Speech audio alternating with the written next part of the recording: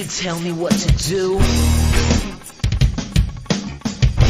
know who you're talking to. Well, you better get used to the way the ball bounces. I see what you got, adventures and ounces. But that's a break, boy. Yeah, that's a break, little man. Let's fucking go, baby. Welcome back to this episode of Cope's Corner. I am your host, as always, Real Mike. You can find me on Twitch, Twitter, Facebook, and the likes. I'm joined with the Periscope OG legend, Mr. B. What? There we go. Haps is tripping already, guys. Sorry, guys. I don't know why I wouldn't enter us in. But yeah, stoked to be here with my man, Mr. B. And if you know he's back and we got the green light in the corner, that means we cashed motherfucking bets last week. Not one, not two, but all three. The trifecta, baby. Cash them. You know how me and Mr. B do. It's been nonstop madness. How you do, Mr. B? I'm good, man. I'm good. I'm hyped, man. I'm hyped as hell, yo. Yeah. So I'm all fired up, bro. I just want to let you guys know this is the seventh event in a row that my man Mr. B's been with me. And the first six that he's been with me, we've cashed every single event. I'm gonna go down the list on the domination and the anticipation of when Cope's Corner and Mr. B get into the mix. We cashed $1,060 in six events. On the last weekend's event, we cashed all three. On Dern versus Rodriguez, we cashed Gutierrez for $100. On Santos versus Walker, we cashed Nico for the max bet but we lost one bet, so we cashed 1.5 units there. Then we hit Dacus and Marab on Volk versus Ortega for $200, two units. Then we hit Aaron Blanchfield for a +1 unit. Tom Aspinall max bet we cashed. Then we hit the tough finale 29 Chikadezi Barboza, Teresios, and Battle. Cashed them both.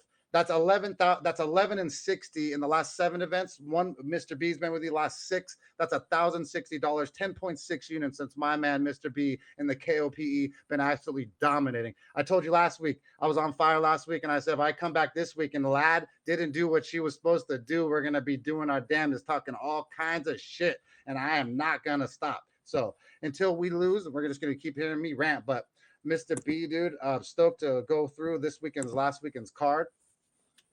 Which was UFC Fight Night Vegas 40, which was Lad versus Dumont. This was a 1 second. I messed you guys up. This is number 1. Lad versus Dumont, UFC Vegas 40. It was actually a pretty decent card, in my opinion. I mean, I guess it was decent because we cashed all 3 bets, man. One of them gave me a little bit of shits and scares, but we'll get to the end of that as we go on. I appreciate the 65 of you here live. Hey, what's up, Peter Bittner from the Haps team? I appreciate you and the High Award and all 72 of you here live. I really appreciate you guys supporting the show. The first fight of the night for UFC Vegas 40 was Ariane Carnelossi, and she took on Estela Nunez. And like we said, man, Ariane was just going to be way too much, like a little pit bull going forward. She ended up winning in the 3rd round by a rear naked choke. Pretty slick there, huh, Mr. B? Yep. But pretty slick, man. Nunez was looking pretty decent with her striking for the first 1 round, 2 rounds, but Carnelossi kind of turned it on round 3, huh, B?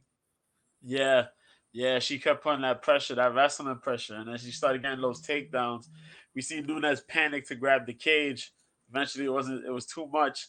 She got submitted, man. 3rd round. Yeah. So decent fight though. The next fight of the night was Dana Bakriel took on Brandon Davis.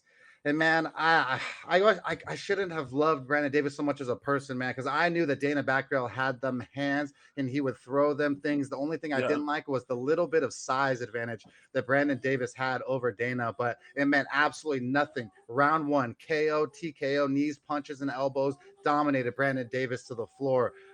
Pretty sad for Brandon Davis fans, but for Dana Bakriel and their bettors, cashed that bet, and it wasn't too bad of a money line there. So the next fight of the night was a surprise in my eyes. Lupita Godinez on short notice, 7 days, took on Luana Carolina, went up in weight classes, and she lost a unanimous decision to Luana Carolina, who ended up just being a little too big, in my opinion, for Lupita Godinez. Not that Godinez didn't fight well and she didn't try her best. She surely shit did. But Luana looked pretty decent herself. And I think Lupita, 2 fights in a row, kind of took its toll on her. So Luana Carolina ended up cashing bets there as a pretty decent sized underdog for whoever hit that bet there. The next Yeah. fight of the night was Danny Roberts took on Ramazan Amiv. And holy shit, dude, Danny Hot Chocolate Roberts looked absolutely amazing. His takedown defense, his striking, his all around mixed martial arts game was really, really good. I think I said it here last week that I actually liked him here, especially with the underdog money. I thought that he had a chance here to beat Amiv, and he did that. So it cashed that bet for whoever cashed Danny Roberts there. It was a pretty decent fight there, huh, Mr. B? Yeah, man. Shout out to Danny Roberts, man, taking that training in Sanford. As you said, takedown defense was on point.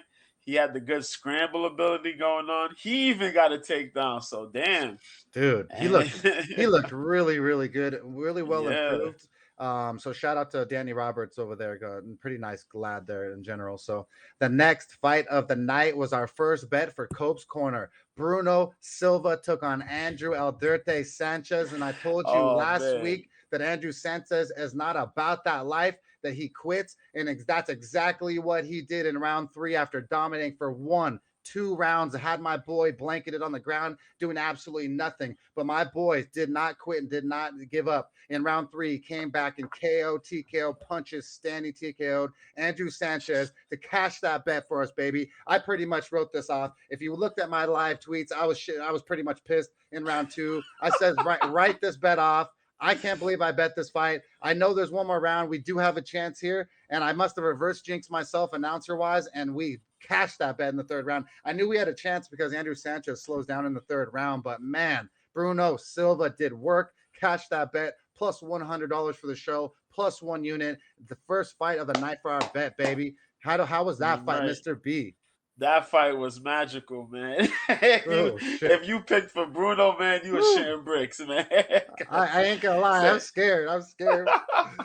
Sanchez in that wrestling, man. I didn't even know that. Like he went and trained with AKA, but he did, and it showed. He got some good takedowns, but that 3rd round after that low kick, I think that was like his 2nd or 3rd low kick he threw to the groin. Mm-hmm. He took that break. Once he took that knee, it was a wrap, man. It was a wrap.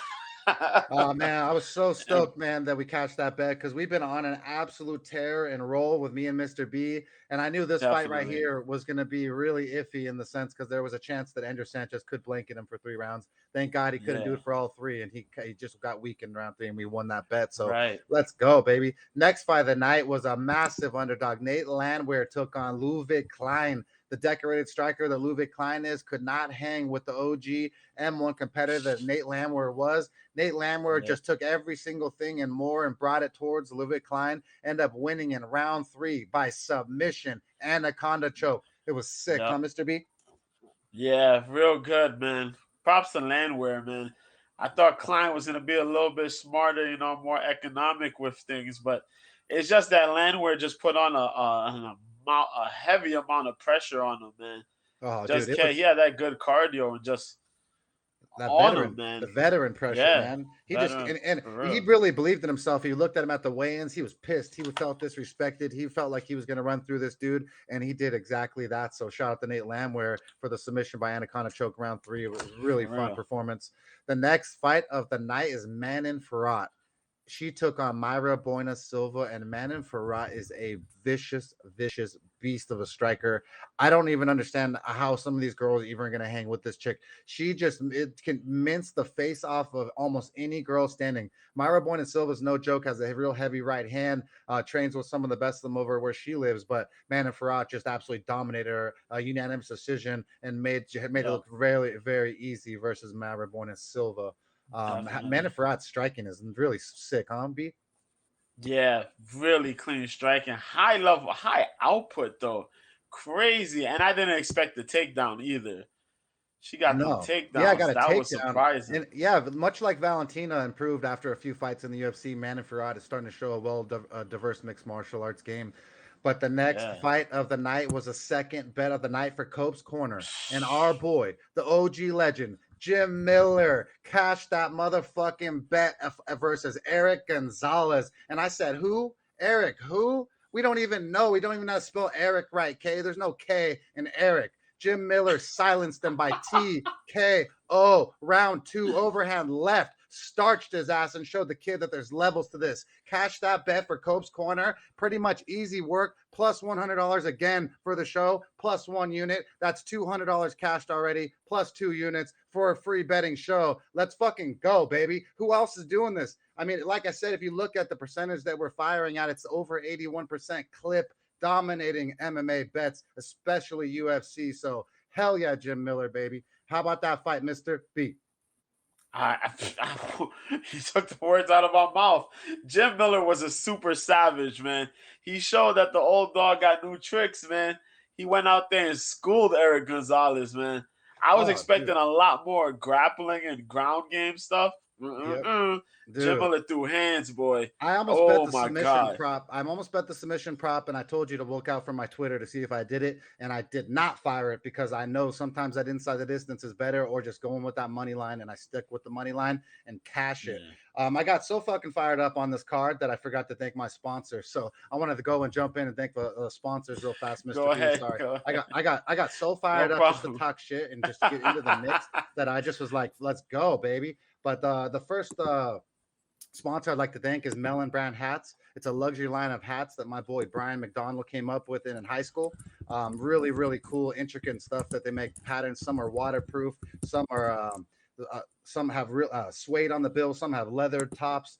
Really, really cool stuff. They sponsor Michael Chandler, Phil Mickelson, and the like. So shout out to Melon Brand Hats. Secondly, I'd like to shout out Fokai Stuff. FOKAI stuff.com. It's Guamalian gear. My boy Rome over from Guam came up with this line of clothing and just island vibe wear. They have hats, beanies, baby blankets that are dope that I wrap my baby up. I'm gonna have a newborn and then at the end of next month, so I'll be wrapping it with a Fokai blanket. I got the Fokai socks there that I sport almost every other day, and the Fokai doormat. So everyone knows ever since we've been supporting our Guamalian brothers. So go over there and give them some love. Thirdly, I'd like to thank Spliff Seeds Amsterdam. The picture here is of lemon cream Kush female. It's the actual picture of the plant that I grew. It's also on the cover of a book of a famous grower in the UK. His name's Sean Prana, Prana. It's a book on Amazon that you can order. I believe it's a guide to Stony Stark or something like that, but I'm not sure. Just look up Sean Prana and Stony Stark. But either way, so shout out to Spliff Seeds for the genetic line. And then I'd like to thank my boy Ryan Richardson, Kick Your Bass on Twitter. The host of Late Night Parents here on Haps, Ted Hicks, amazing dude who supported me and Mr. B pretty much all the time and just hasn't stopped supporting us. So want to just thank them. And I also have Stuart's son from San Diego as my newest sponsor. So really, really appreciate you all and the support that you guys have given us as we've transitioned to a whole new show, whole new platform, and just the KOPE and Mr. B just dominating. I appreciate the 110 of you here live, the 3 awards that you guys have given us, and thank you just all so much for supporting us because I am nothing without the fans. Like I said, there's times where I thought I shouldn't do this, but I just keep winning. It's like Mr. B. He doesn't want to come back sometimes, probably, but I'm just like, B, I'm superstitious. I just keep winning. And I need you, B. I need you with me. The KOPE, Mr. B. That's how we do, baby. So sorry, I had to go back and thank my sponsors and get all fired up again. So no problem, man. Yeah, with that said, I want to that was Jim Miller who dominated Eric Gonzalez, cashed our second bet of the night. And then the next bet or fight of the night was Andre the Pitbull Arlovsky took on Carlos Felipe. Andre Arlovsky and Carlos Felipe, they kind of very shyly or gun shyly kind of just fought for 3 rounds. I wouldn't say anyone kind of tried real hard to get the win here. Showing a lot of respect for each other. The 3-round unanimous decision went to Andre the Pitbull Arlovsky. I believe me and Mr. B both picked Andre Arlovsky last week, Humpy. Yeah. So, but with that said, that was the co-main event of UFC Vegas 40, Dumont versus Ladd. Now the main event of UFC Vegas 40 was Dumont versus Aspen Ladd. And we had a bet here for the main event, the third bet for Cope's Corner. And I told y'all, Aspen Ladd ain't about that life. I don't even know why people were excited about her. They're like, oh my gosh, she's so good. What's good? Her striking sucks. Her jiu-jitsu is decent when she gets top control. Her wrestling is barbaric and ancient and not even there. She got absolutely dominated by our bet, Norma Dumont. Norma Dumont just did whatever she wanted to do with Aspen Ladd. Aspen Ladd looked like she was standing there shadow boxing in a ring. Didn't even look like she wanted to be there. I knew that Norma Dumont was going to be the side here. Me and Mr. B last week. Mr. B's a fan of Aspen Ladd, and he even Yes, I am. told y'all. He told y'all, don't fucking do it.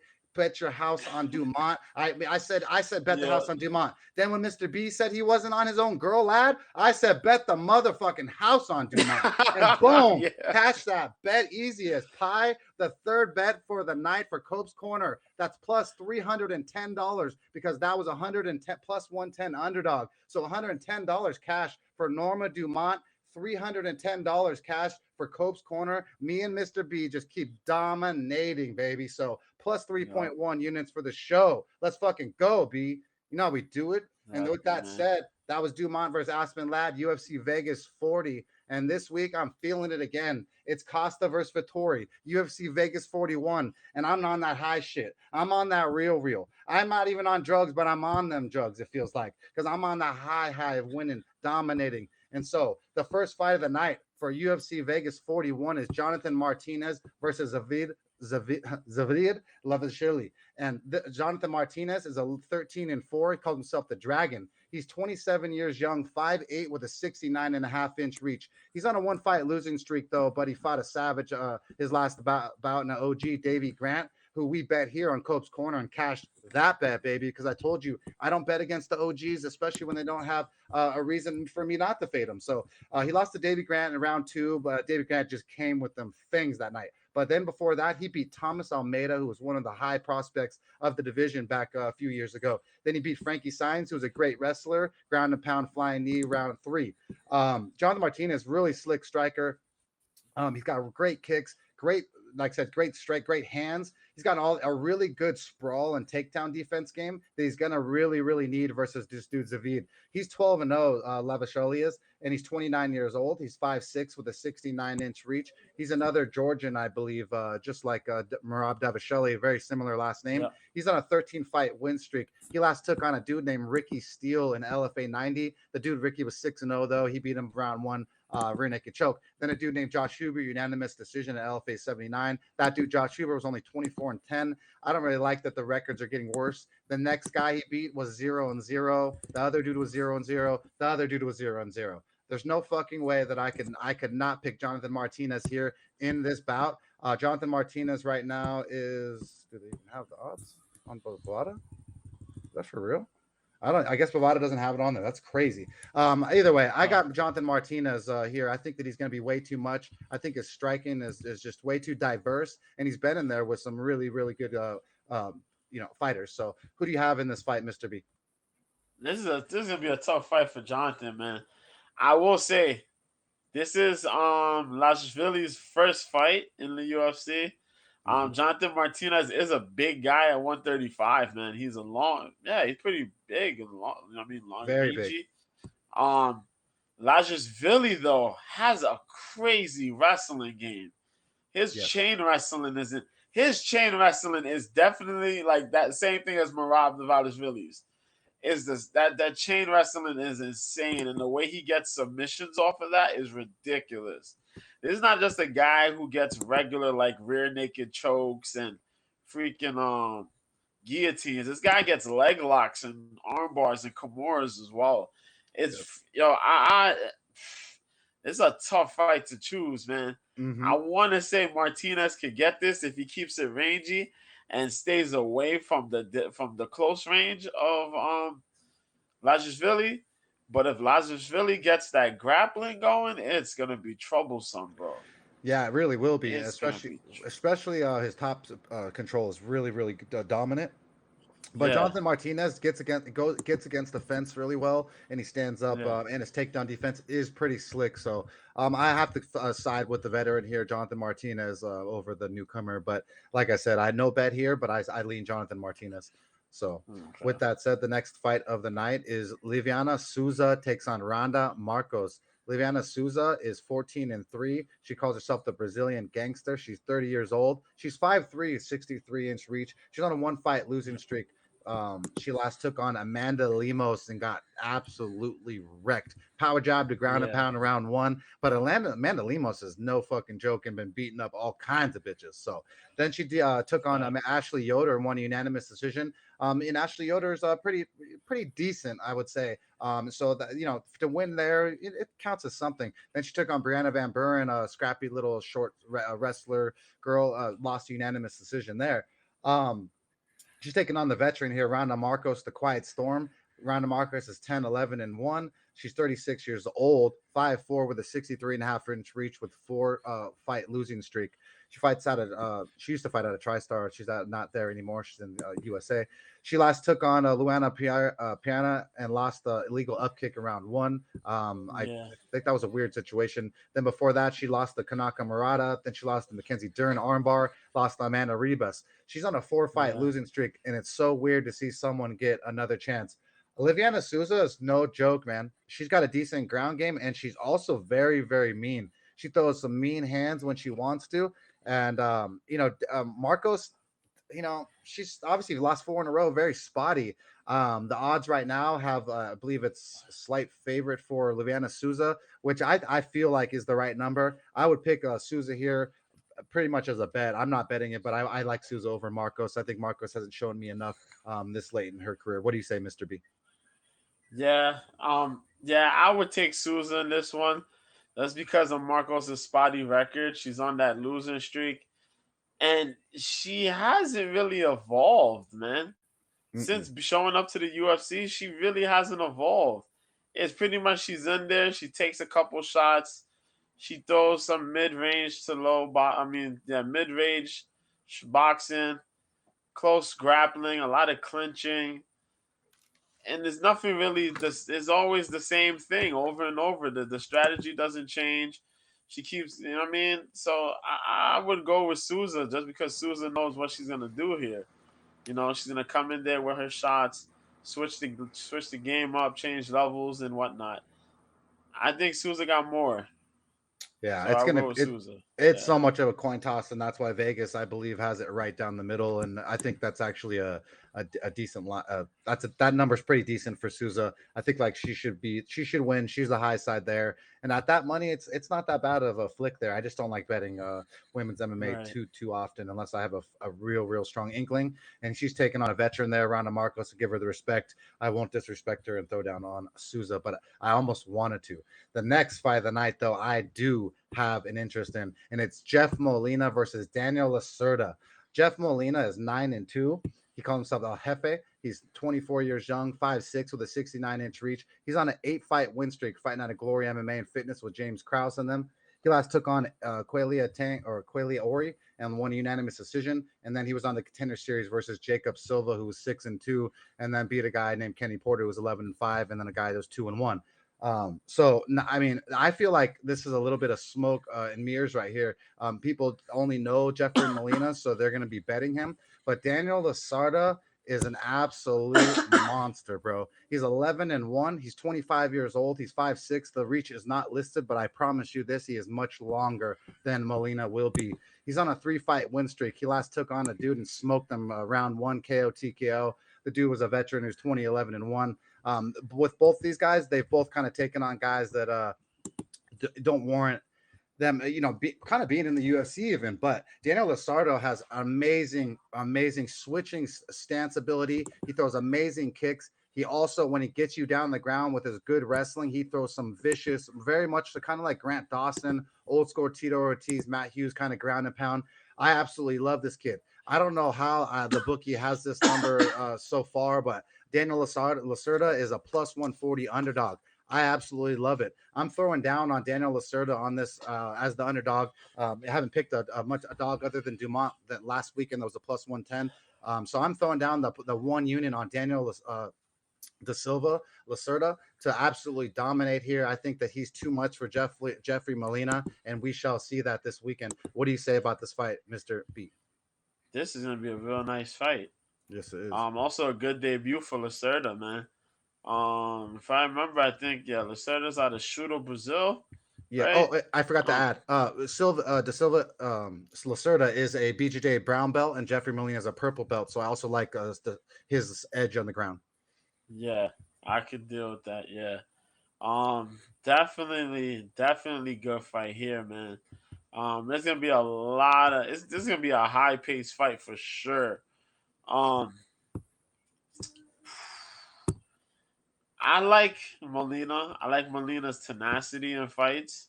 Lacerda comes out of that, as I said, that Shooter Brazil organization, and all those guys that come out of there are relatively monsters. So, um, this fight's gonna be fire though. Um, who would I go with between Molina and Lacerda though? Um, damn, I don't know who I would pick between these two though. Oh, it's all Um, good. It doesn't even matter if you side with me. Like I said, I and most of the I people are like, on. Everyone's on Jeffrey Molina this week because he's the yeah, favorite. He's more well known because yeah, the but contender series. I could definitely see a surprise coming from Lacerda though, Yeah, I just coming like from Lacerda because a lot of those. I just think the Go odds ahead. are off. The odds are just off to me, and so that's why I'm firing on it. Okay, This kid's yeah, his stand up is sick, man. You just wait till yeah, you see this weekend. Like I said, it's an underdog, so you never know how she goes. But with that said, I it's want to gonna be a fire. fire fight though. Yeah, with us dominating so much lately, I figured that it'd be worth throwing down. The next Mm. fight of the night is Kama Worthy versus Jai Herbert. I'll let you get into this one first on Kama Worthy versus Jai Herbert. Ooh, okay. Commonworthy, Jai Herbert. This is gonna be a lightweight fight, man. First off, we got Commonworthy, the Death Star, man. Coming out of Pittsburgh, if I remember, yeah, Pittsburgh, Mm-hmm. Pennsylvania. Man, it's 5'11", 74-inch reach, 35 years old, current two fight losing streak. He lost those last two fights by KO, TKO, yeah. Jamie Malarkey, and before that was Atman Azetar. That guy got to get a fight, man. I love Atman's fight. He's crazy. But other than that, man, he had those stunning wins against Luis Pena and Devontae Smith when he caught Luis Pena with the submission guillotine choke and Devontae Smith. He knocked out Devontae. Um, other than that, man, he's been pretty solid. A random cat, but he's always in it though. Um, has these come from behind victories, kind of crazy type of striking. He has an awkward style of striking and some unsuspected jujitsu in his back pocket there. But he's going up against Jai Herbert, and Jai Herbert's out the UK, the Black Country Banger. 33 years old, 6'1" with a 77-inch reach. The team Renegade BJJ, as I say in England. Um, this was the guy who got some, in his debut. The last fight he fought Moicano, Renato Moicano, and he got caught by rear naked choke in the second round. Francisco Trinaldo was when he made his debut, and he got knocked out the overhand left. That was the fight where Dan Hardy flipped out on Herb Dean. That was Yeah. insane. But other than that, man, he had a lot of good wins in Cage Warriors. I like Herbert's boxing. I'm not such a fan. Well, his ground game is so-so, but I like a lot of his stand-up. His stand-up is pretty clean, pretty crisp. He doesn't necessarily use his ground game a lot, which would kind of line up right to where he needs to fight as far as he's fighting Commonworthy, because Commonworthy is not necessarily a guy who wants to fight on the ground either. Although, as I said, he has that submission game in his back pocket though. Um, boy, both these guys are having losing streaks. I That's want a to tough say one. Commonworthy. Yeah, I want to say Commonworthy might get this one, but I think Jai Herbert might be a little bit more technical in this one to squeak out the win here against Kama. I feel that way. I feel Yeah, that way. this is a tough one. Kama Worthy is probably shown a little bit more of his ground game than Jai Herbert, but Jai Herbert has really good straight jab and boxing, like you said, and a really good striking that I like. He just kind of got paired up versus two monsters, Francisco Yeah, Trinaldo and Moicano are no fucking joke, especially when you're a striker and you're trying to get off. Moicano's gonna fuck you up, and then Trinaldo's no joke, man. So with this one here, it's like, man, I favor Kama like a little bit on the ground That's if he can get it there. Jai Herbert, though, Yeah. I feel like has a good enough takedown defensive game that he can get off here. Trains with really, really well-rounded group of fighters. And I like his striking. He's right now on Bovada. They have him as a slight favorite, negative 175 versus the plus 145 of Kama Worthy. I like Jai Herbert. I think this is the first time that we're going to be able to see his striking kind of showcased. The only problem with him though is that he absorbs that he lands per minute only 1.33 punches. Like what the hell is that, man? Worthy's landing 4.22. That's gonna be a Yeah. lot. That's trouble versus a guy like Worthy who could, if he clips you with one of those punches, could end up on your ass. That's So fact. as much as I'm gonna pick Jai Herbert, I this is very, very spotty and iffy. I would Yeah. not bet this fight, but I'm leaning Herbert for that fight. The next fight of the night is Lorano Staropoli takes on Jamie Pickett. Lorano Staropoli is 9-4, calls himself Pepe. He's 28 years young. He's 6'1 with a 71.5-inch reach. He's on a 3-fight losing streak fighting out of Argentina. Shout out to the Argentinian barbecue, baby. He last took on Roman Daldiz. He lost the unanimous decision. And then he took on Tim Means. He lost the unanimous decision. And then he took on Muslim Sokolov and lost the unanimous decision. Two of the three of those guys, almost all three, have all one thing in common: size and pressure. And they were all bigger and stronger and were able to kind of bully Lorano Stropoli around in a division where Lorano Stropoli is outsized. I don't know why he's in the 185-pound division. I have him as a 170-pounder, but he's fighting Jamie Pickett this time. Jamie Pickett, the Night Wolf, 11-6. His record doesn't reflect too much, but he calls himself the Night Wolf. He's 33 years old. He's 6'2 with the 80-inch reach. He's on a 2-fight losing streak though, so very much like the other dude, has had trouble in the last fights. He took on Jordan Wright last time. He lost the knees and ground and pound, round one, and then Tafon and Njiku lost the unanimous decision. Man, Jamie Pickett is the true middleweight here. He's to me has the power to actually be in this division. If he can bully Lorano like Lorano's been shown to be bullied in this upper weight class, I almost kind of like Pickett as he's an underdog, a bigger one, plus 185 underdog to the negative 230 Lorano Staropoli. He's all right. I'm not paying that number on him, and so it's dog or pass to me. I think Jamie Pickett's the true 185 pounder. What do you have to say about this matchup, Mr. B? I agree with you, man. Yeah, Pickett is the legit middleweight here. Staropoli moved up to 185. I don't know why.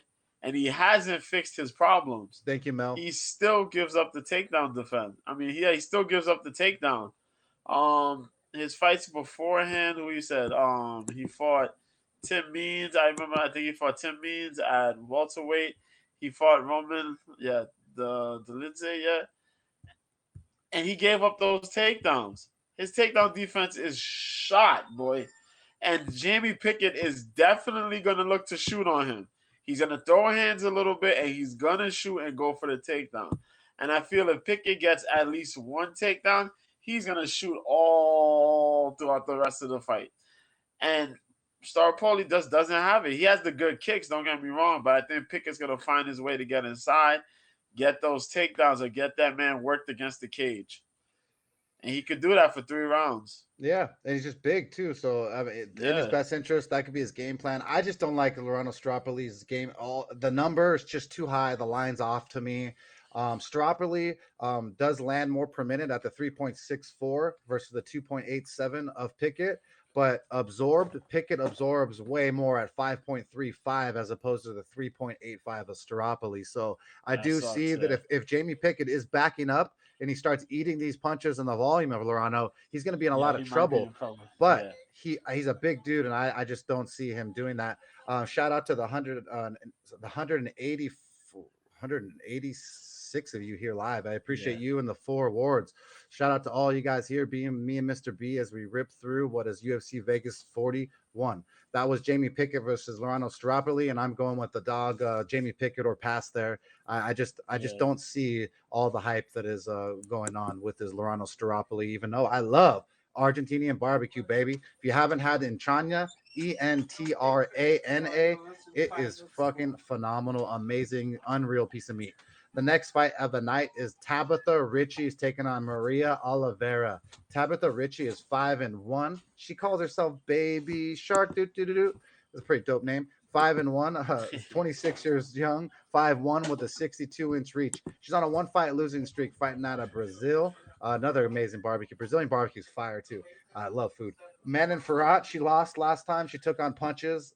She took on last time. She lost punches, standing TKO in round 2. Manon Ferrat absolutely beat the fuck out of her. Like smoke, just beat and battered this poor cute little girl. It looked like some kind of domestic violence affair. It was vicious, bro.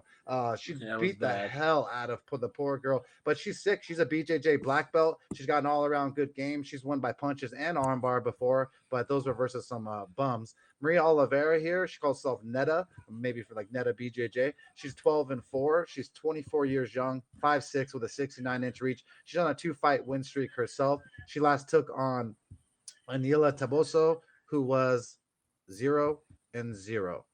She won by punches.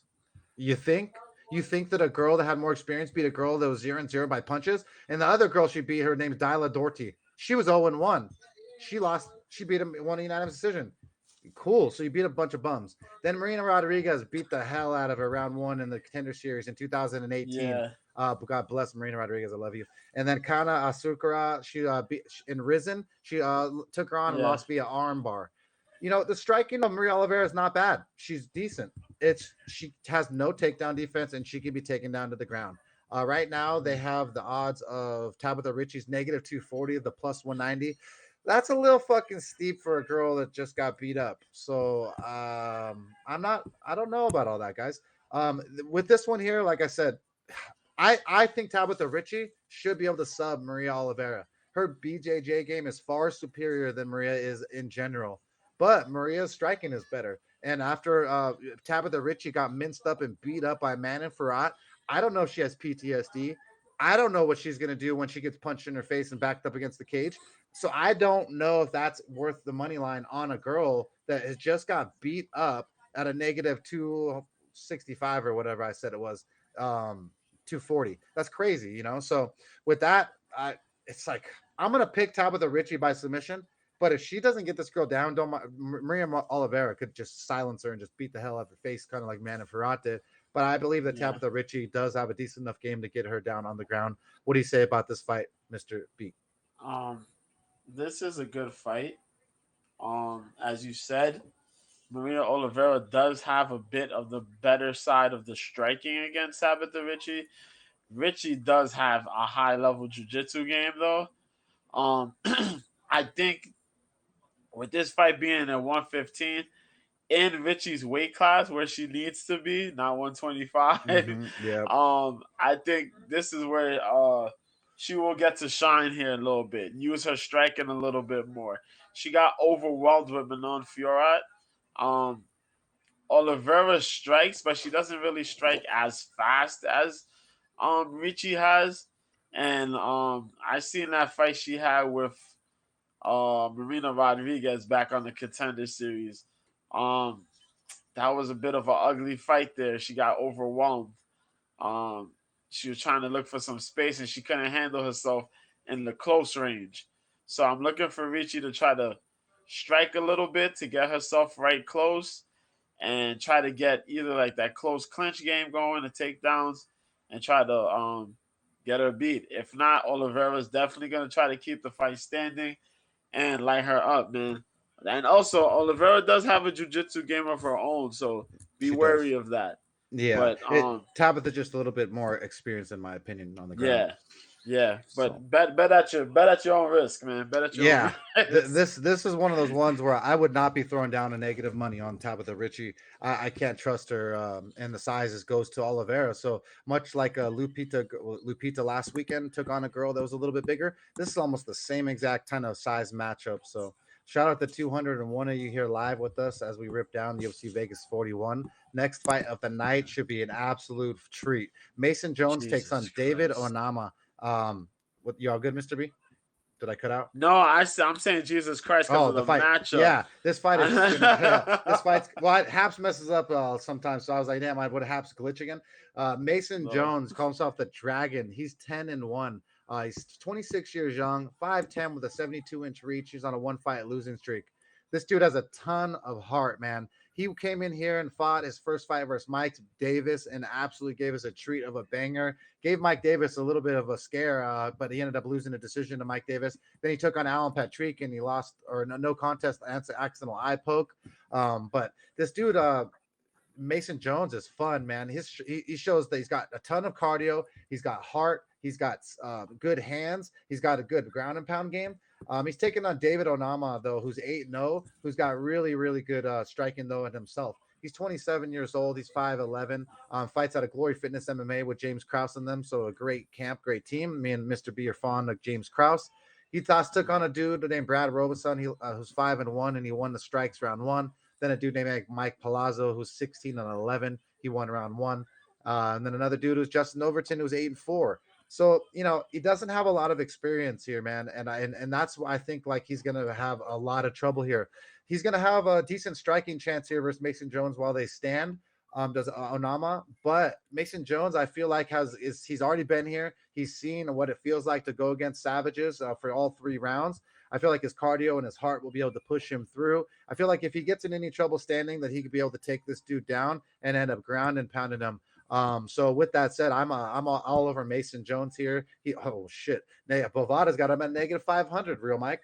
Oh well, fuck. Never mind, bro. No, yeah, I guess he's gonna win that easily. It's like I like him that much. He better for -500. He better finish the motherfucker. I feel like he can. Especially in the later rounds because Mason Jones has heart and a lot of determination. I see him with round two, round 3, absolute pound out. What do you think about this fight, Mr. B? This is a fire fight, and this is one that's kind of flowing a little bit under the radar, man. Jones is a guy that I don't watch a lot of Cage Warriors. For some people to get upset when I say this on Twitter or whatever. But Mason Jones is one of the guys I enjoy out of Cage Warriors because that dude has a damn chin and he's always willing to throw down, yo. This fight here though against Onama, I seen the Onama fight. That last fight he had, that was literally just like a week or 2 ago.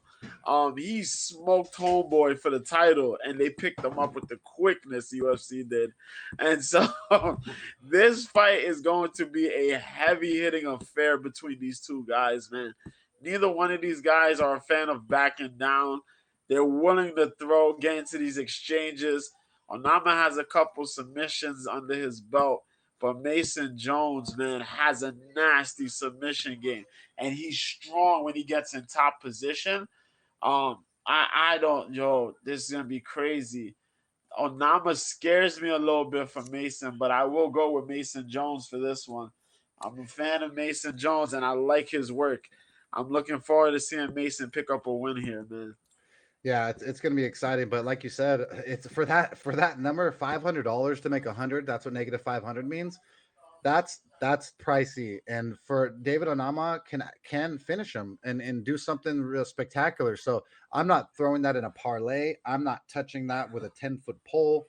That's going to be an absolute treat to watch.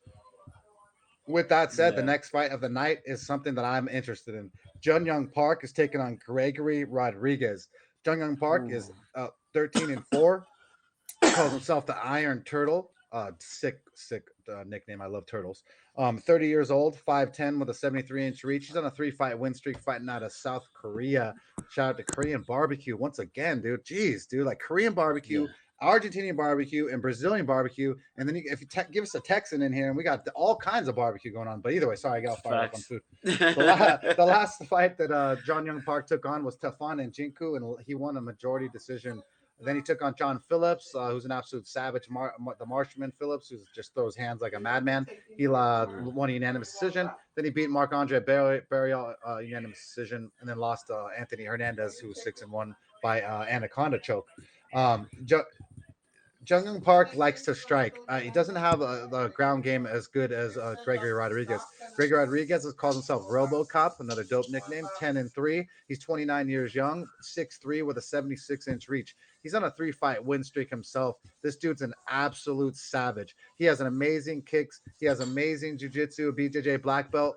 This dude is everything that you want in a big fighter, man. I feel like he's gonna be size. He's gonna have the size advantage here. He's gonna have the reach advantage over Jung Young Park.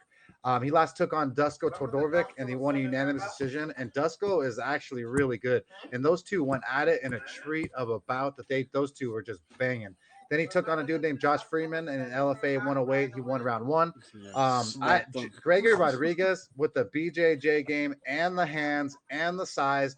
I'm all about Gregory Rodriguez here. Right now on Bovada, they have him at a pick'em, a negative 110 for either of them. I'm throwing down $110, the negative 110 on Gregory Rodriguez, because I feel like his BJJ game is a BJJ black belt is so far superior than Jung Young Park. He could sub him on the ground, and standing up, he could absolutely devastate him with those kicks and hands. So this is going to be my other bet of the night. And so with that said, who do you have here between Gregory Rodriguez and Jung Young Park, Mr. B? Oh, Jung Young Park has helped me win 2 bets so far. Ooh, I will say that. I'm going against However, him. Hey, however, what was that? Chevelle Creed, shout out to you. Yep, new guest. Yeah, Appreciate you Jung here. Young Park, man. Hey, Jung Young Park has an ability, man. I don't know. He This pulls dude some shit out of his ass. I know. Yeah, he pulls some mystical shit, man. Some magical takedowns. Or his boxing is pretty good. Rodriguez is the bigger guy of these two, though.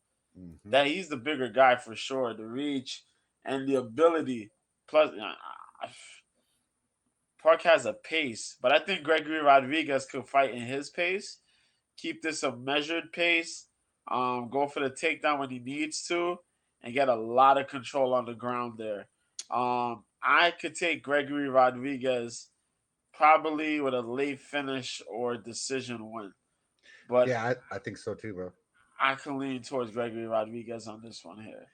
Yeah, and then good fight, though. another thing that I forgot to say is Gregory Rodriguez is really fight IQ smart. He not only throws volume with his hands and then the kicks, he shoots in for double legs and single legs, and his wrestling is really, really good. So if he wants to smother Jung Young Park, he could. He's going to be bigger, and Jung Young Park has shown that in his chink in his armor, he doesn't like guys that are bigger than him and bullying them around. So I feel like this is the odds. I love the odds on this for RoboCop here, so I'm firing that as my second bet of the night. $110, 1.1 units on Gregory Rodriguez to do absolute damage. So it's going to be an exciting fight. With that said, the next fight of the night is Ike Villanueva taking on Nikolai Nurmagomedov.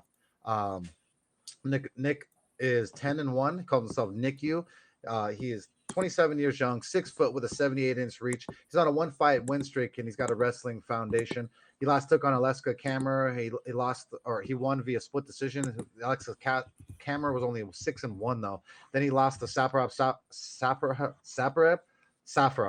who's 8-2. Who was Safarov's pretty well skilled fighter. Has been around for a bit. Lost unanimous decision to the veteran there. Then he took on a dude who's 10-13. He won by Bravo choke. And then he finished another dude who's 2-15. So NICU has a lot of suspect ass wins. So suspect that what are the odds here? So NICU negative 210 for NICU versus Ike Villanueva. Ike is 18-12. He called himself the Hurricane. 37 years old though, 6'1" with a 73-inch reach. He's on a 1-fight losing streak. This dude fights out of Texas. So there we go, baby. There's a Texas barbecue I was talking about. His last fight, he took on Marcin Prochnio, and he lost by body kick in round 2. Then he beat Vincenzo Morea overhand right round 2, and then he lost to Jordan Wright round 1. This dude's got some really decent boxing. That's about his only chance here, in my opinion, is if he stands up the whole time and pretty much picks NICU apart. At the odds that it's at, I can't pick NICU, so I'm gonna go dogger pass here. There's no bet on it because, like I said, I don't like Ike that much at the plus 170, but the negative 210 for NICU just seems a little high. I don't care about this fight at all, to be honest, and so to dogger pass, I'd have to, but because I can't bet the money line for NICU. Even so, NICU should win with that money line, but I'm not betting it. There's just no way. So, what do you say about this fight, Mr. B? Yeah. Let me think. This is a weird one, right? Villanueva has the boxing, the KO ability. Takedown defense is somewhat suspect. Nick Nurmagomedov got the submission skills. He has gotten beat before though. Um, he has a little bit more combination of his striking and his wrestling. I would look for Nick to pull off the same type of nonsense he was doing against Alexis Kmore. Um, when he was going for that wrestling, going for that takedown, the occasional takedown, and a lot of that cage control, that cage work against the cage, the clinch. Look to tire the big man out. Ike's gonna look for his big shots here and there. Um, but as you said, man, is either I don't even know about if you really want to bet the fight, man, No. because I could throw one big punch and change the whole scale of the fight, but it would look more so that if Nick is fighting a smart fight, he takes this fight hands down. But Yeah, it's crazy. I like I said, it's it's the just 27 years old versus 37 years old. I mean, the age and yeah, everything points to Nikolai, but dude, he's not that good. He's not fought guys that are that skilled. And so at that weight class, he get clipped one time and end up knocked out. So exactly. I just don't like the numbers. That's a watch and pass. So the next fight of the night is something that is going to be an absolute treat. Francisco Trinaldo is going to take on Dwight Grant. Francisco Trinaldo is 26-8. Let's see. Sorry, 1 second. Francisco is 26-8. Like I said, Yeah, 43 years old, 5'9" with a 70-inch reach. He's on a 1-fight losing streak, fighting out of Brazil. This dude is defying father time. I have no clue how that Francisco Trinaldo is still around, fighting with some but fucking world class athletes. He last took on Muslim Salikov, who's an absolute savage of a decorated stand-up artist, and he lost a unanimous decision. He didn't get knocked out. He didn't get no, battered all over the place. He stood there for 3 rounds and actually, it was stood around. Wasn't his best performance, but dude, the Muslim's a fucking beast, dude. Then he took on Jai but Herbert, who was way younger, and he silenced them in round 3. Just showed the veteranship in him. Then he took on John McDessie, won a unanimous decision. Then beat Bobby Green, and Bobby Green's decent too, man. This dude, yeah, Francisco, has been around the block, and he is not one of the guys that you want to count out. Dwight Grant is skilled though. He's 11-3, calls himself the body snatcher. He's 37 years old too. You would think that he's 27 years old if you look at the pics, but he's not. He's 6'1" with a 76.5-inch reach, and he's on a 1-fight win streak. He fights out of AKA, the decorated Daniel Cormier, Khabib, and all the likes over there wrestling and sharpening their skills. Fighting out of New York City, New York is where he's really from. So shout out to New York, where my boy Mr. B's from. Dwight Grant last took on Stefan Stakulik, and he won a split decision. Stefan was 12-3. Then he took on Daniel Rodriguez, D-Rod, and lost punches round 1 when D-Rod decided to turn it the fuck up. Then he beat Alan Jouban, a split decision. Alan Jouban's a veteran. This is a very weird one here, man. The odds have -125 favorite for Francisco Trinaldo, the veteran, versus the +105 comeback for Dwight Grant. I have a rule that I can't bet the newcomer versus the veteran, and in this instance, it's like Francisco Trinaldo is just old enough where I can't where I can't thank trust you. him at this age, and I just it's so hard for me. I want to pick Francisco Trinaldo because I always pick the veteran over the dog, but Dwight Grant is going to be bigger, longer. He's got really good stand-up game.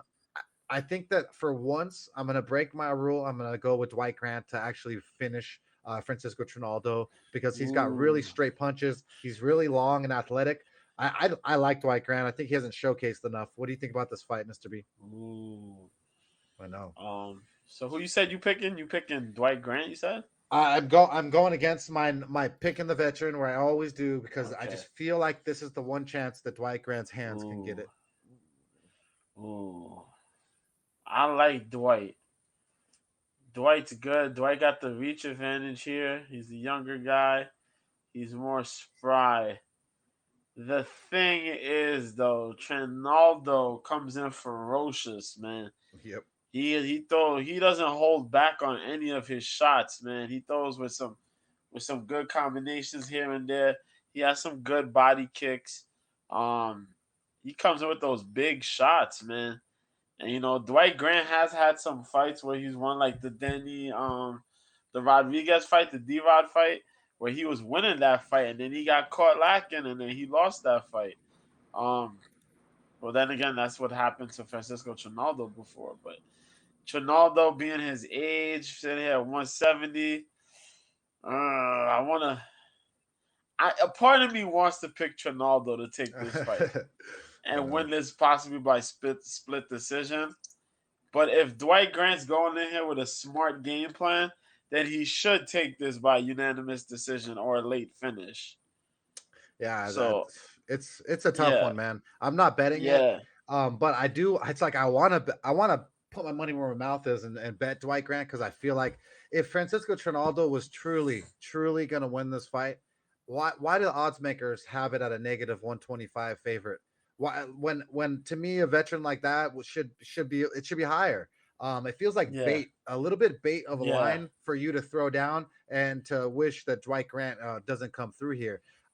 It's just a little too hairy for me. I'm not touching it, but I like the Dwight Grant side because I feel like it's a little bit of bait for Francisco Trinaldo. We'll see next week when we break that down, but that's my feeling when I see a close line and there's a veteran in it. I always wonder, why is it bait towards the veteran and so close if they're going to really do something about it? Right. The next fight of the night should be an absolute treat. I'll let you jump into it first, Mr. B. Alex Caceres will take on Sung Woo Choi. Yes. Sung Woo Choi at 145. Yay. Hold up. Alex Caceres, 18-12, man. This dude is like 33 years old. If I remember right. Yeah, that's 33 years old, because I was reading about him the other day. 4-fight win streak out of the MMA lab. Who's that dude that trains MMA? Well, Ben Henderson trains in the MMA lab and a couple other cats. But 5'10", 73.5-inch reach. Last time out, he fought Kevin Kroom and won by unanimous decision. He fought Austin Springer and won by rear naked choke before that. He was supposed to fight Giga Chikadze, but that didn't happen. And then he fought Chase Hooper that one fight, which was so awkward, man. And then he fought Steven Peterson by decision and won by decision. We've seen Alex Caceres fight many a fight. I think this will be his 25th fight for the UFC, which is insane if you think about it. 33 years old and fought already over 20 fights for the UFC. Nuts, man. Serious jiu-jitsu skills. Rangy as hell with his striking. He's improving, though. He's improved his striking a lot. He's going up against the 10-3 Sung Woo Choi. Sting. 28 years old. 6 foot tall. 74.5-inch reach. Out of the Mob Training Center, trained out in Korea there. Knocked out Julian Erosa, beat Yusuf Zalal by unanimous decision. Oh my God, Suman Mokhtarian. That's a name I haven't. Yeah, him and his brother are bum, but they're both bums. But he lost to Gavin Tucker before and Movsar Ivalev. There's no shame in losing to Tucker or Ivalev. Both of those guys are beasts in the division, man. Gavin Tucker's a BJJ black belt, so you expect that for the rear naked choke. Word. And Ivalev is still walking around defeated, if I remember correctly. Jesus Christ. But yeah, man, Choi has nasty footwork, good footwork, nasty boxing, kickboxing skills. But Jesus Christ, them hands, when he throws those hands, boy, you got to pray. You got to pray. That dude could throw. And when he catches you them straight punches, it is a wrap. This fight is going to be very, very good. We got to see Caceres mix it up with the jiu-jitsu here. If not, Choi's showing a little bit of wrestling, a little bit. Mm-hmm. And I think his last fight, he showed a little bit. Or fight before that, he showed some of his little takedown defense and his little takedowns here and there. Dude, but his striking is where it's at.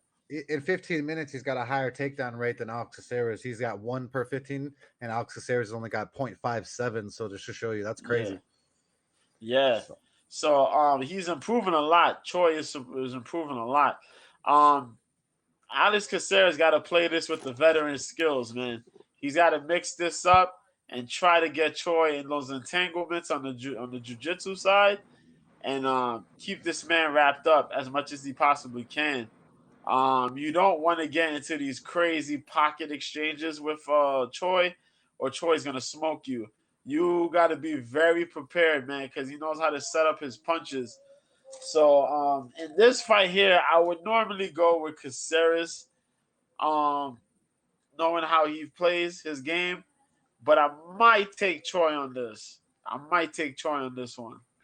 yeah, I mean, norm like I said, I normally pick the veteran, versus the newcomer, but that's when the veteran has a lot a lot for me to bank on.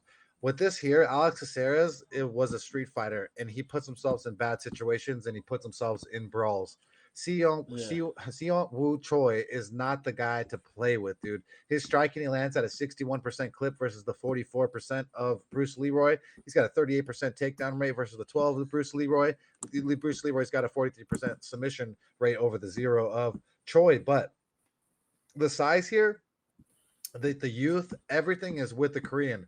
The Korean, he's got yeah, really, really well-rounded game. He strikes so well. He's so dangerous. That's why the Vegas odds makers have a UFC veteran and Alex Caceres as a plus 230 underdog. Negative 290 for Sungu Choi. I agree, man. I rarely shit on the I rarely shit and bet against or pick against the vet. I've done it already yeah. once or last fight with Dwight Grant. I'm gonna go with Sungwoo Choi here. I think he's longer. I think he's stronger. I think he's got a higher ceiling. I think that he's gonna show Alex Caceres that he's not as mean, he's not as long, and his striking is more diverse as Woo Choi. And so I'm going with Sungwoo Choi to dominate the veteran Alex Caceres. But like I said, the number's a little bit steep. Shout out to the Yeah. 272 you here live that with me and Mr. B as we break down the event. I really can't thank you enough, and for the donations that make the show go. The next fight of the night is Jessica Rose Clark is taking on Jocelyn Edwards. This should be a pretty fun fight though for a women's bout. Jessica Rose Clark, who's 10-6, she's 33 years old. She's 5'5" with a 67-inch reach. She's on a one-fight win streak. The only thing bad about Jessica Clark is that she's one of those ones with the face tattoos, and that puts you on the list of a Mike Perry. That puts you on the list of people that I can't trust. And so it's very iffy. You get a face tattoo, I can't bet on you anymore. So Oh, if she didn't have the face tattoo right now and I knew she was coming in all serious, I would easily bet Jessica Rose Clark to win this fight. She should. It looks too easy on paper that Jessica Rose Clark should win this fight. It's negative 145 Jessica Rose Clark, Jocelyn Edwards at the plus 120. But that's not how things work. That's not how easily things are. Jocelyn Edwards is 10-3. She's 26 years old. She's 5'8" with a 70-inch reach. She's on a one-fight losing streak. I said 70-inch reach for a female. That's pretty long, guys. It's gonna be 3 inches longer than her counterpart, Jessica Rose Clark. She's gonna be taller. The kicks will be longer. She last took on Kayla Rose on lost unanimous decision. Kayla Rose is pretty decent. You can't really hate on that. Then she took Yanan Wu. She beat her unanimous decision. Then beat Pamela Gonzalez, who's 3-4. That's gross. Then she lost to Sarah Alpar. This fucking girl lost to Sarah Alpar, folks. Bet everything on Jessica Rose Clark. That's how easy it is to see. Like, if you lost to Sarah Alpar, you gotta go with Jessica Rose Clark. Because I'm not a degenerate, I'm not a jackass. I'm not just gonna throw down Jessica Rose Clark because of that. But I want to tell you too. I'm pretty sure that next week Jessica Rose Clark is gonna be here as the victor in this fight. So you go with what you want, man. But you kid, fucking Sarah Alpar. Do you guys know who Sarah Alpar is? Sarah Alpar is the girl that Jessica Rose Clark absolutely battered, bruised, beat the hell out of. She looked like Christy Mack after she got beat down. The fact that Sarah Alpar she beat Jocelyn Edwards, beat her, that's gross. There's no way. I gotta go with Rose Clark.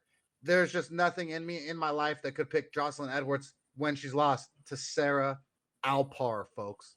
Mr. B, talk about this bullshit. Good fight here. Good fight made here, man. Jocelyn Edwards, Rose Clark, as you touched on, man. Edwards has the crazier reach between these two, man. Longer reach. Longer reach, man. A tenacious. Yeah, she's a pretty gutsy fighter her damn self. 10-3. She had those good days, those good fights here in the UFC so far. But yeah, as you said, man, she did lose to Sarah Alpar, man. She lost to gross. Alpar by.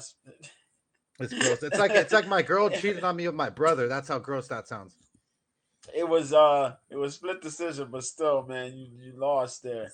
I like Jessica Rose Clark in this one though, even though Edwards has the reach advantage. Jessica Rose Clark has fought a couple more tougher opponents. She's been on that getting herself that strength and conditioning. She got that strength and conditioning going down now. And you see how she tore through Sarah Alpar. She's on the rebuild right now. So, even though she kind of lost to Pandy before that and Jessica What's up, Dolly? She's done pretty good in a lot of these fights, man. Majority of these fights that she's lost to has always been by like a decision loss. So I can see Jessica Rose Clark doing her thing, mixing it up with the striking. She's done a lot better with her striking, throwing more knees in the clinch, and getting those takedowns when necessary. Jocelyn has a good start, but she has a bad finish in these 3-round fights. That's the thing that I'm leaning more towards. I think Rose Clark will have a little bit more cardio to give, to put more effort into those that last round there if he gets to the 3rd round. Yeah, I see Rose Clark.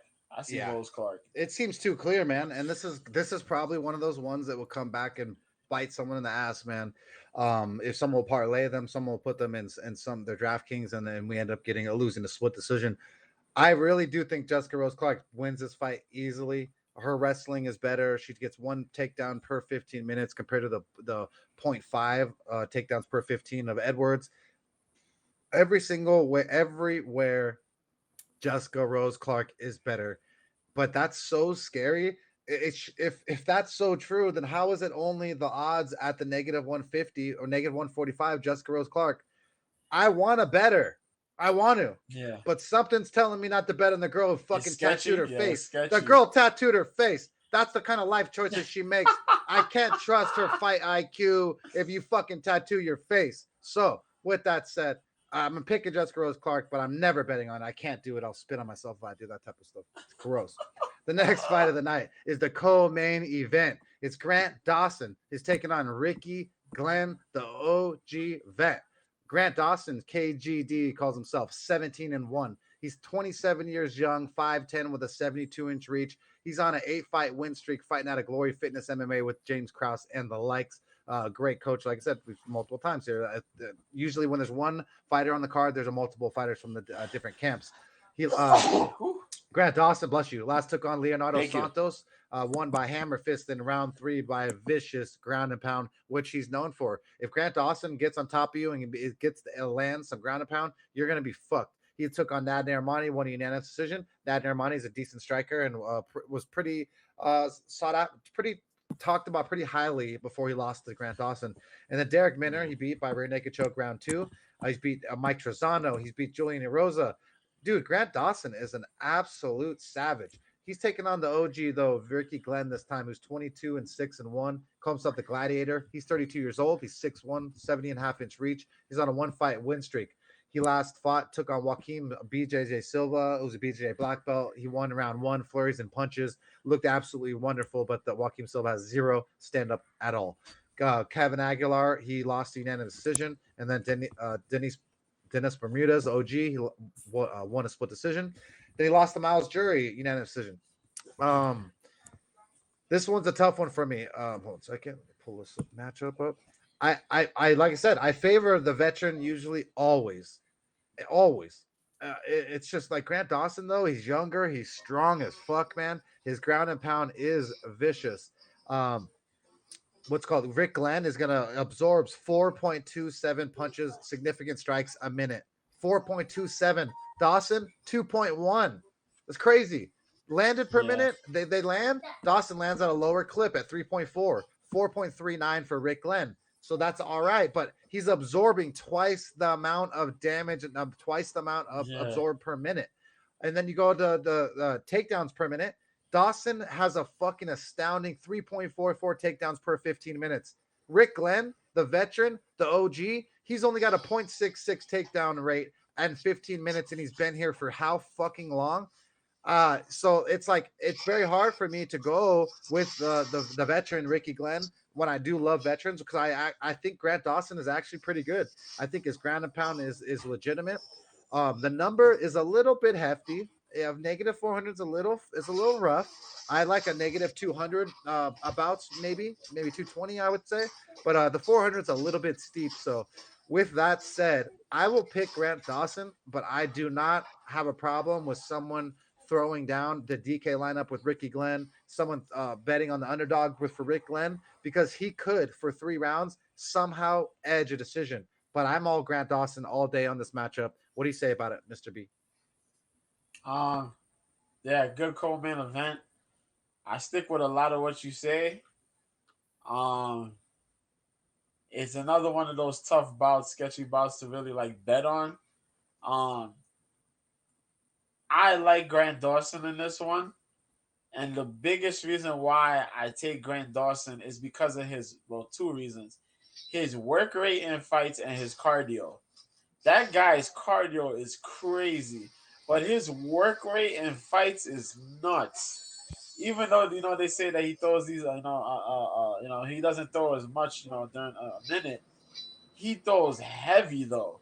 He throws some moderate to like heavy shots, man. And when he gets you on the ground, he just works. It's insane. He'll get the position and just continue to pummel you, ground and pound. It's almost a relentless work rate. Glenn has the, Glenn is the OG, the vet in this one. Yeah. He has those nasty submission skills of his, but I just like Grant Dawson. I just feel like Grant Dawson should go in there and probably break that man. Probably. Yeah, it's But gonna be a good fight. It's gonna be a good fight. Yeah, definitely. But I Definitely. take Dawson. I take Dawson. Me personally, I take Dawson. So with that said, that is the co-main event: Grant Dawson versus Ricky Glenn. Both of us can't seem to get Ricky Glenn put in our mouth to pick, which is, like I said, very rare for me. One of my rules here for betting is I always take the OG in a bet over the newcomer, but I'm not betting here, so I don't give a fuck about that. I'm trying to cash bets and be like a sniper in World War One, baby. Cash them things. The next fight of the night is the main event of the evening. Paulo Costa takes on Marvin Vettori. Paulo Costa is 13-1. He calls himself the Eraser. He should call himself El Jefe, El Fatty, because he doesn't want to make weight. He's 30 years old. He's 6'1 with a 72-inch reach. He's on a 1-fight losing streak. This dude, Paulo Costa, is an absolute savage when he's the hammer. He looks like he's on all the steroids, all the Barry Bonds juice. He's on all the good snacks, them year 2000 snacks, the ones with glitter and cream filling all in your mouth, that type of shit. So Costa lost to Adesanya his last bout, round 2. Got left hook to ground and pound, got absolutely dominated and humped, got his manhood taken by my boy Izzy. And his whole life has not been the same since then. He beat Yoel Romero, who won a unanimous decision. Yoel Romero is an absolute stud and savage, and that is a feather on your cap to beat Yoel Romero. Beat Uriah Hall, punches round 2. That's not bad. But Uriah Hall was 2018, folks. 2019 was Yoel Romero. 2020 was Adesanya. This dude doesn't even fucking fight.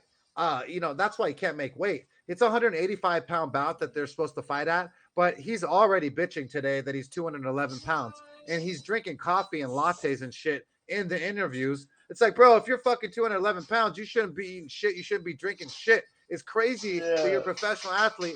And then he goes in there and he's like, oh, well, it's just 2 guys in a different weight. It's the same thing. There's no reason why it should be fine. It's a catch weight. It's like, no, it's a motherfucking middleweight fight. It's gonna be a catch weight because the UFC doesn't want to lose their main event here, With that said, Yeah. I'm all Italian Dream, Marvin Vittori all day. I feel like the cardio, the work ethic, the everything is with Marvin Vittori. If he can withstand the round one of Paulo Costa, Paulo Costa is going to be Yeah. out of shape, overweight, and be fucking humming round one blows and bombs. If he can grind him up against the fence, if he can gas him out for round one, I see the under 4.5 hitting here. I see Marvin Vittori cashing on the money line. I feel like it's an easy breezy, beautiful cover girl day. Marvin Vittori should dominate Paulo Costa because Paulo Costa makes way too many fucking excuses. Who do you have, Mr. B? This fight I actually sat and thought about. I put hard thought into this one. Costa got 2.5 rounds to get shit done in this fight. He got 2.5 rounds. Costa's coming in. He's gonna be the fight. He got the faster hands than Marvin Vittori. I know he throws a lot more than Marvin does. He's a fast guy with his striking. He's a big dude. He got power. But the thing with Marvin Vittori is that Marvin Vittori's work rate is insane. The fact that he's relentless on whatever he does is crazy.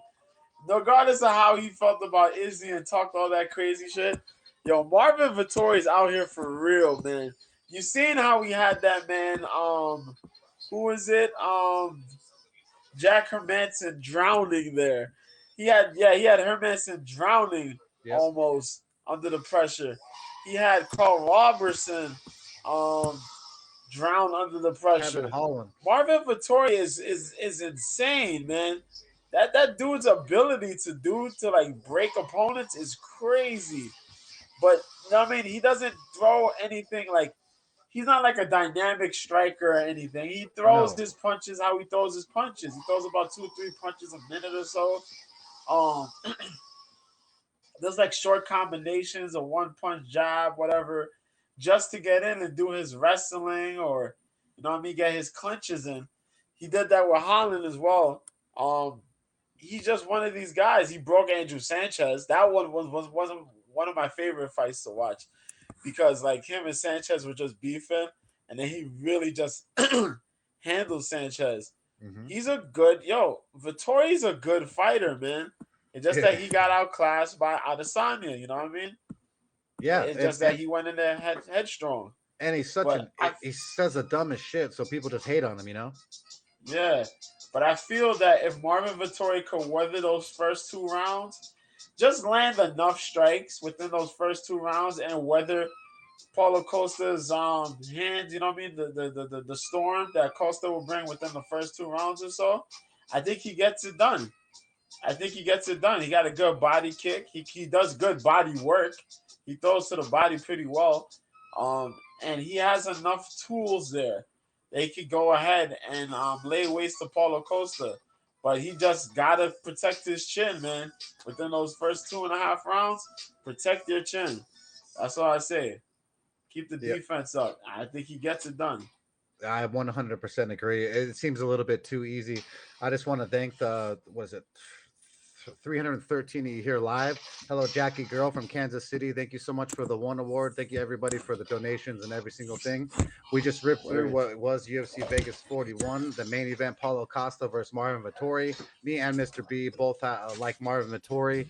I almost bet it. I almost like it to bet, but I don't want to fire on 2 main events back to back. Paulo Costa is so unknown. If they make this fight at 205 and he hasn't even tried to make cut weight, the power could go to Paulo Costa, and that could end up costing you. And so it's really sketchy for me. So with that said, that is UFC Vegas 41.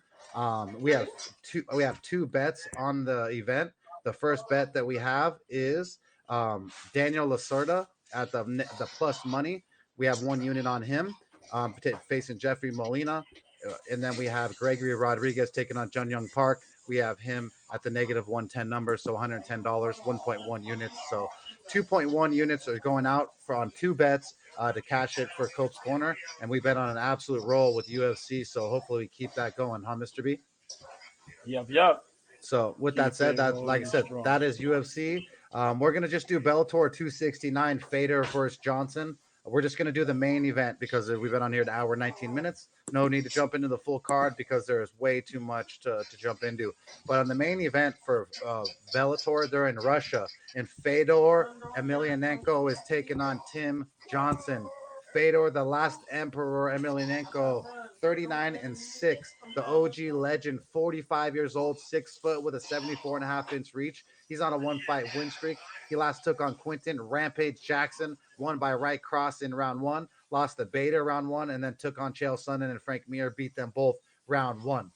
Fedor's Fedor, bro. It's hard to ever pick against him. Tim Johnson's 15-7. He's more of a wrestling base. He's 36 years old, 6'3" with a 78-inch reach.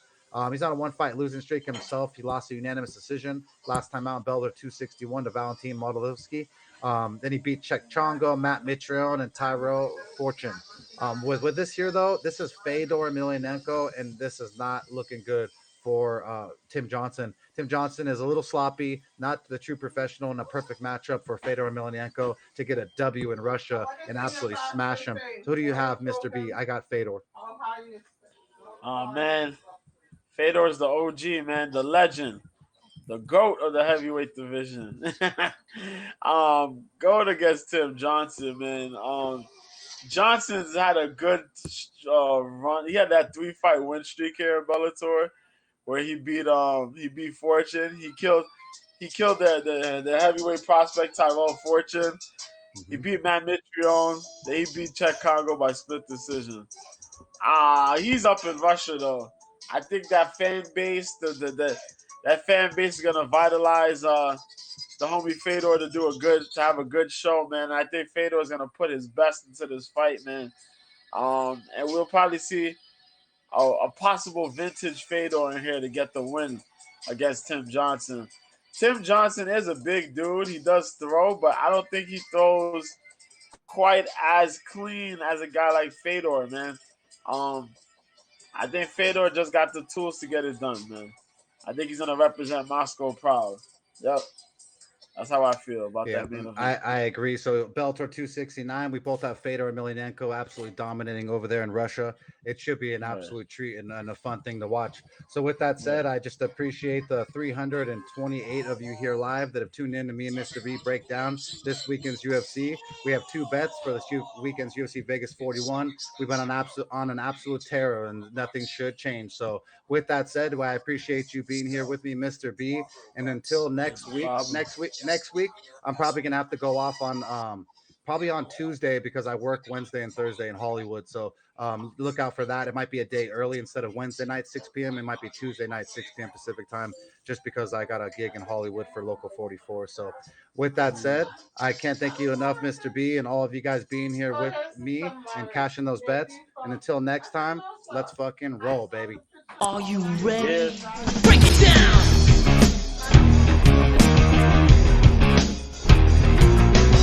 Degenerate into something fool. We just got tired of doing what you told us to do. That's a break, boy. Yeah, that's a break, little man. Break it down.